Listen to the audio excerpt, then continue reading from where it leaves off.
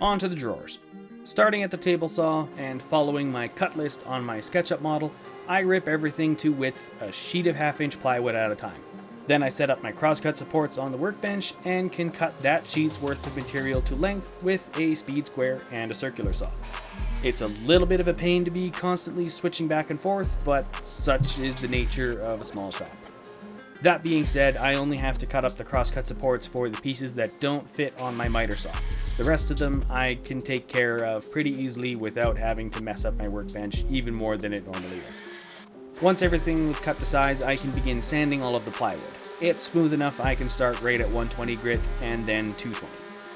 Between sanding off the original finish of the cabinets and now sanding the drawers, I'm getting really tired of sanding.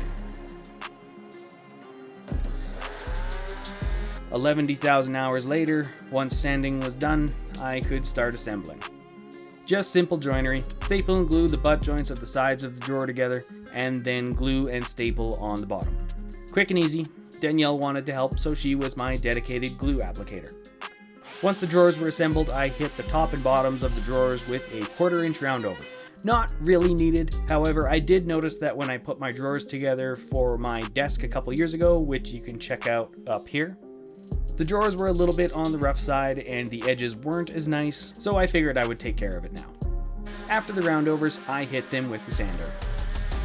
Even more sanding. Moving on to finish. I de-dusted the shop, and by that I mean I brushed off the workbench, and using the air compressor I blew off the drawers outside and then brought them back inside.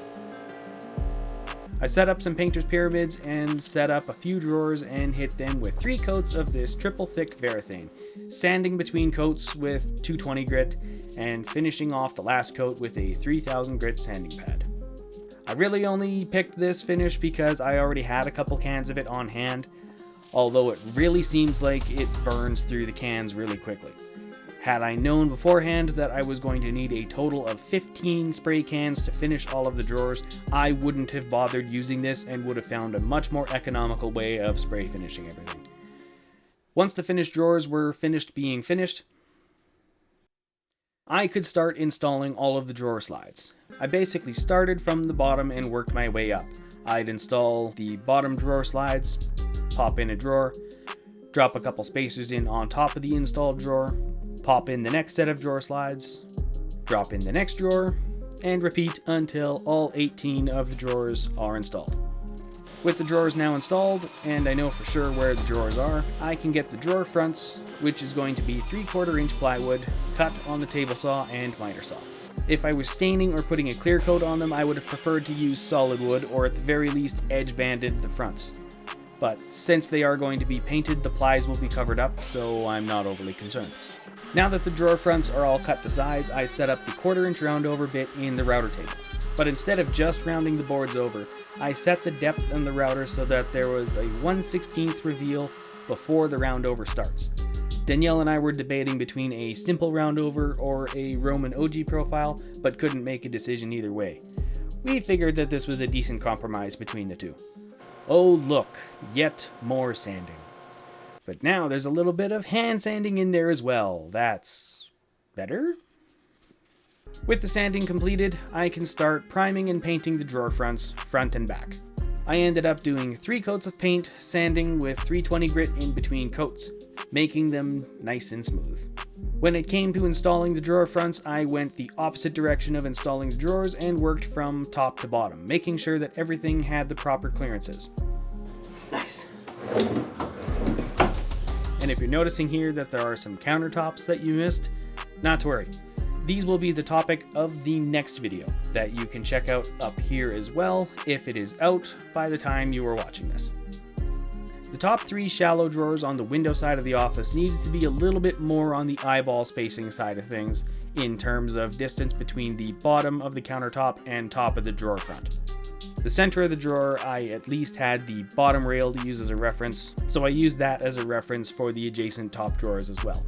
With the top drawers in place, the remaining drawers were deep enough for the face clamps to work, so with the clamps tight enough to hold the drawer front up but still loose enough to allow me to slide it around, I used the clamps themselves as the spacers between the drawer fronts and centered the fronts left to right. tightened it down, pre-drilled, and screwed down the drawer front. With the drawer fronts installed, I can move on to handles. The drilling guide was set for the handle width and height offset, then the guide can be clamped down and the holes drilled through. Everything went fairly smoothly, except for the first 3 drawer fronts, where I mismeasured and the handles were off center by an inch or so. Oh, Jesus.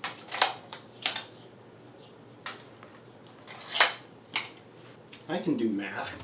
A little bit of wood filler, sanding, and painting later, and you'd never know the difference. The second attempt at installing them went much better. And with that, the drawers are finished and ready to be filled up with office stuff. Quite happy with how they came out, and I am finally in the home stretch of this project that started with some mold I found in the corner nearly 2 years ago. Like I said earlier, the next and last video for my office renovation will be going over the countertops. A little bit more complicated than throwing a sheet of plywood up on top, so yeah, look forward to seeing you all over there relatively soon. And with that, I'm going to call it a video. Thank you all for watching, and if you like what I'm doing here, give this video a thumbs up and subscribe for more. If you have any questions or comments, I look forward to reading them in the comment section below. And if you want to see more up-to-date projects, you can always follow me on Instagram at John the Schreiner. Otherwise, I will see you here in the next video, and have a good one.